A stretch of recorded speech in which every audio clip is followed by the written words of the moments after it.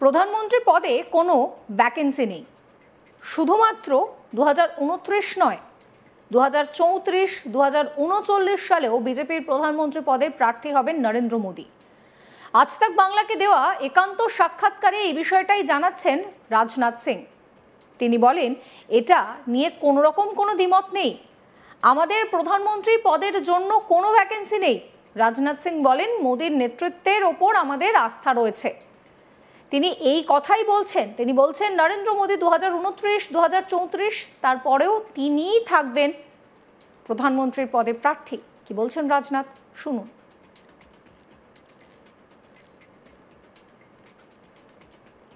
आपकी पार्टी के कई लोग, बड़े बड़े नेता ये बात कहते हैं कि अगले 15-20 साल के लिए भारतीय जनता पार्टी के अंदर प्रधानमंत्री पद के लिए कोई वैकेंसी नहीं है, और ना भारतीय जनता पार्टी में है ना देश में। यह बिल्कुल सच है। इसके पीछे क्या धारणा है? ये धारणा क्या है? यही सच है। जो सच है वही लोग बोलते हैं। इसमें कहीं कोई दुविधा नहीं है। कोई इसको लेकर कहीं हमारे यहां डिफरेंस ऑफ ओपिनियन नहीं है। सब ये मानकर चलते हैं, सभी एक मत है, कहीं किसी को कोई दुविधा नहीं है कि अगले 15-20 साल कोई, एकदम पक्का मान के चलो आप, भारतीय जनता पार्टी के अगले प्रधानमंत्री पद के फिर से उम्मीदवार होंगे। नहीं, इस प्रश्न का कोई औचित्य नहीं, यह तो तय है। 2029 में भी होंगे, और 2029 के बाद 2034 जो होगा उसमें भी होंगे, और 2034 के बाद जो 2039 होगा उसमें भी प्रधानमंत्री पद के उम्मीदवार वही रहेंगे। दूसरी तरफ अपोजिशन ये कह रहा है कि तीसरी बार आप चुनाव जीत गए, उसके बाद अपोजिशन का ये आरोप है कि भारतीय जनता पार्टी वोट चोरी करती है। क्या बात करते हैं?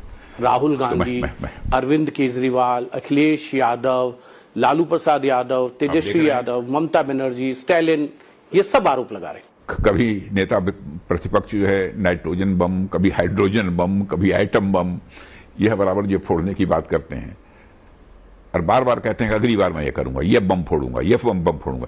एक बार भी एक छोटा पटाखा भी नहीं फोड़ पाए, एक भी सटीक ऐसा कोई प्रमाण नहीं दे पाए। यदि कोई प्रमाण रहता, चुनाव आयोग, मैं मानता हूं कि उनकी बात, वो जैसा उनका मानना है कि चुनाव आयोग हमारी बात नहीं सुनता है, हमारी अनदेखी करता है, तो आप इस देश की अदालत में जा सकते हैं। क्या आप देश के सुप्रीम कोर्ट पर भी आप यकीन नहीं करते हैं? क्यों नहीं जाते हैं तथ्यों के साथ आप अदालत में, और ये कहते हैं कि, और क्यों नहीं कहते हैं कि इस प्रकार की धांधली हो रही है चुनाव के दौरान, मतदाताओं के वोट काटे जा रहे हैं? क्यों नहीं प्रमाण आप दे पा रहे हैं? केवल देश की आंखों की, देश की जनता की आंखों में धूल झोंक कर आप राजनीति करना चाहते हैं। लेकिन वो ये कह रहे हैं कि हम तथ्य दे रहे हैं और भारतीय जनता पार्टी उसको झुठला रही है। झुठला नहीं रही है, तथ्य हैं ही नहीं। यदि हम झुठला रहे हैं तो आप अदालत क्यों नहीं जाते? मान लेते हैं आपका चुनाव आयोग पर विश्वास नहीं है, आप जाइए कोर्ट। एक अंतिम सवाल, क्या आप उसके बाद आप ये कहेंगे कोर्ट भी हमारे दबाव में है, हम कोर्ट को प्रभावित कर रहे हैं? अभी प्रधानमंत्री नरेंद्र मोदी की, क्योंकि आपकी क्लोजनेस बहुत है, पिछले लगभग 35 साल से, चाहे अध्यक्ष के रूप में हो, एक सहयोगी के तौर पर मंत्री, ऐसे कौन से उनके अभी एजेंडे बाकी रह गए हैं जो उनको अभी पूरे करने हैं? अब देखिए, उनके एजेंडों के बारे में बतला पाना तो बहुत ही कठिन काम है।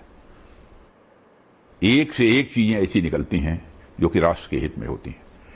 देखिए, इतने बड़े बड़े फैसले उन्होंने किए, उसी का परिणाम तो यह रहा कि 10-11 वर्षों के अंदर ही अंतर्राष्ट्रीय जगत में भारत की प्रतिष्ठा बढ़ी है। भारत का कद अंतर्राष्ट्रीय जगत में ऊंचा हुआ है, और आज हालत यह हो गई है कि अंतर्राष्ट्रीय मंचों पर भारत कुछ बोलता है तो सारी दुनिया कान खोलकर सुनती है कि भारत बोल क्या रहा है। यह करिश्मा यदि किसी का है तो हमारे देश के प्रधानमंत्री मोदी का ही तो करिश्मा है ना। आप प्रधानमंत्री नरेंद्र मोदी को 75वें वर्ष की शुभकामनाएं आज तक के दर्शकों के जरिए कैसे दें? नहीं, मैं तो पहले ही दे चुका हूं शुभकामनाएं, और हमारी शुभकामनाएं बराबर उनके साथ रहेंगी। प्रारंभ से ही शुभकामनाएं उनके साथ हैं। शुभकामनाओं को बार बार दोहराने की जरूरत नहीं है। প্রতিরক্ষা মন্ত্রী আরো মনে করিয়েছেন যে 2013 সালে বিজেপি মোদীকে প্রচার সমন্বয়ক এবং পরে সংসদীয় বোর্ডের সমর্থন নিয়ে প্রধানমন্ত্রী প্রার্থী হিসেবে ঘোষণা করেছিল। তিনি বলেন যে সিনিয়র নেতা লালকৃষ্ণ আডবাণীর প্রতি কোনো অবমাননা নয়, কিন্তু দেশের মনোবাস্থা মোদীর নেতৃত্বকে দাবি করেছিল। 2014 লোকসভা নির্বাচনের প্রচারের সময় আমরা প্রায়ই একসঙ্গে যাতায়াত করতাম। আমি বলতাম মোদীজি পূর্ণ সংখ্যাগরিষ্ঠতা পাবেন, কিন্তু তিনি নিজেও পুরোপুরি নিশ্চিত ছিলেন না। আরও একবার শুনুন কি বলছেন রাজনাথ সিং। आपकी पार्टी के कई लोग, बड़े बड़े नेता ये बात कहते हैं कि अगले 15-20 साल के लिए भारतीय जनता पार्टी के अंदर प्रधानमंत्री पद के लिए कोई वैकेंसी नहीं है, और ना भारतीय जनता पार्टी में है ना देश में। यह बिल्कुल सच है। इसके पीछे क्या धारणा है? ये धारणा क्या है? यही सच है। जो सच है वही लोग बोलते हैं। इसमें कहीं कोई दुविधा नहीं है। कोई इसको लेकर कहीं हमारे यहां डिफरेंस ऑफ ओपिनियन नहीं है। सब ये मानकर चलते हैं, सभी एक मत है, कहीं किसी को कोई दुविधा नहीं है कि अगले 15-20 साल कोई एकदम पक्का मान के चलो आप भारतीय जनता पार्टी के अगले प्रधानमंत्री पद के फिर से उम्मीदवार होंगे? नहीं, इस प्रश्न का कोई औचित्य नहीं, ये तो तय है। 2029 में भी होंगे, और 2029 के बाद 2034 जो होगा उसमें भी होंगे, और 2034 के बाद जो 2039 होगा उसमें भी प्रधानमंत्री पद के उम्मीदवार वही रहेंगे। दूसरी तरफ अपोजिशन ये कह रहा है कि तीसरी बार आप चुनाव जीत गए। उसके बाद अपोजिशन का ये आरोप है कि भारतीय जनता पार्टी वोट चोरी करती है। क्या बात करते हैं? राहुल गांधी, अरविंद केजरीवाल, अखिलेश यादव, लालू प्रसाद यादव, तेजस्वी यादव, ममता बनर्जी, स्टैलिन, ये सब आरोप लगा रहे हैं। कभी नेता प्रतिपक्ष जो है नाइट्रोजन बम, कभी हाइड्रोजन बम, कभी एटम बम, यह बराबर जो फोड़ने की बात करते हैं, और बार बार कहते हैं कि अगली बार मैं ये करूंगा, ये बम फोड़ूंगा, ये बम फोड़ूंगा। एक बार भी एक छोटा पटाखा भी नहीं फोड़ पाए, एक भी सटीक ऐसा कोई प्रमाण नहीं दे पाए।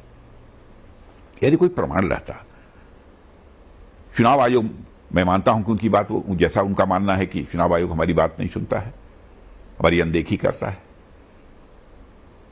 तो आप इस देश की अदालत में जा सकते हैं।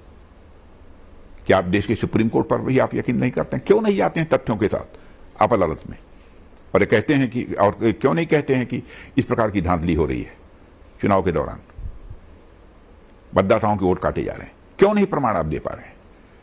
केवल देश की आंखों की, देश की जनता की आंखों में धूल झोंक कर आप राजनीति करना चाहते हैं। लेकिन वो ये कह रहे हैं कि हम तथ्य दे रहे हैं और भारतीय जनता पार्टी उसको झुठला रही है। झुठला नहीं रही है, तथ्य है ही नहीं।